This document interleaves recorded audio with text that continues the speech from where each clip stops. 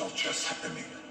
The future is built by us, by a powerful community as you here in this room. We have the means to improve the states of the world. And the way they start is by tracking you. If you go deep in the weeds in what these people are saying at this place, they're openly scheming up some of the craziest plans you'll ever hear of, like tracking your carbon footprint. We're developing, through technology, an ability for consumers to measure their own carbon footprint. What does that mean? That's where are they traveling? How are they traveling? What are they eating? What are they consuming on the platform? So, individual carbon footprint tracker. Stay tuned. You heard it. The one world government wants to keep tabs on what you eat and where you go. All because John Kerry's a little mad that your cheeseburger is wiping out part of the population. People forget, greenhouse gases are pollution. And 15 million people a year because of the quality of the air around the world. We're dealing with a crisis here, folks. It's a crisis made by human beings. Maybe they should take their own advice before jetting off across the world on those private jets, emitting all that carbon. This would be a government, a world government, where you don't get to vote on anybody. This is everybody's worst nightmare. From the White House and the Office of the President of the United States, we present an address by Dwight D. Eisenhower. In the councils of government, we must guard against the acquisition of unwarranted influence, whether sought or unsought, by the military-industrial complex. We must also be alert to the equal and opposite danger that public policy could itself become the captive of a scientific, technological elite. And we'll be faced with equally consequential decisions in the 21st century. Can a microscopic tag be implanted in a person's body to track his every movement? There's actual discussion about that. You will rule on that, mark my words, before your tenure is over. Can brain scans be used to determine whether a person is inclined toward criminality or violent behavior? You will rule on that. If you have enough data on a person, especially biometric data, and if you have enough computing power, you can understand that person better than the person understands himself or herself.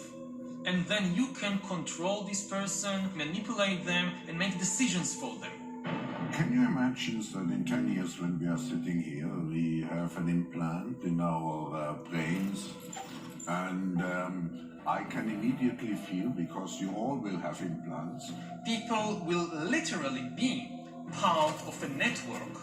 All the bodies, all the brains will be connected together to a network, and you won't be able to survive if you're disconnected from the net. With AI taking over many of the unskilled and possibly some of the skilled activities, then there will be people for whom seems to be society. It won't have much use for these people. We need to accept that there will be some pain in the process. I think we're going to have to think about a recalibration of a whole range of human rights that are playing out online. Individual carbon footprint tracker. Many of these things will be built directly into our bodies.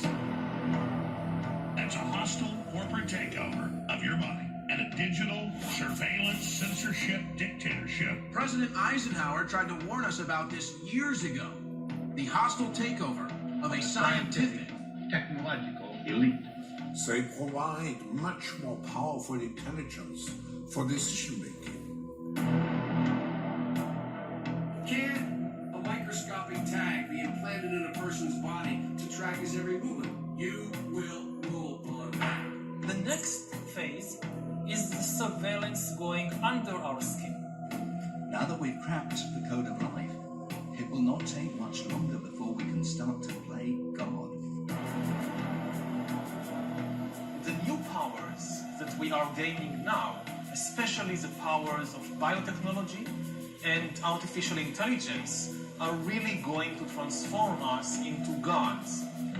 It's a total, complete AI takeover of every facet of human life, like Harari and others have been saying. given all the technological developments, it might be feasible, even easy, to support people, even if they don't work. To give them a universal basic income, to give them enough food, enough medicine, and so forth. The big question is meaning. What will they do all day? And one of the answers is that they will just play computer games all day. Virtual reality games. They will spend more and more time playing virtual reality games that will give them much more excitement and emotional engagement than anything in the real world outside. But what I see is a huge disruption. That is, before we get to the world that Yuval envisaged in his description of the future, there's going to be a complete destabilization of the human condition and of human societies. This is not going to happen quietly.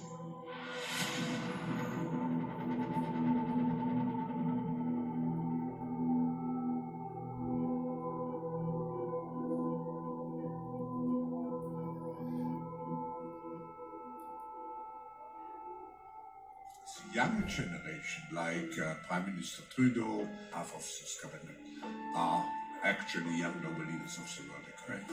So we penetrate the cabinets. The change is not just happening.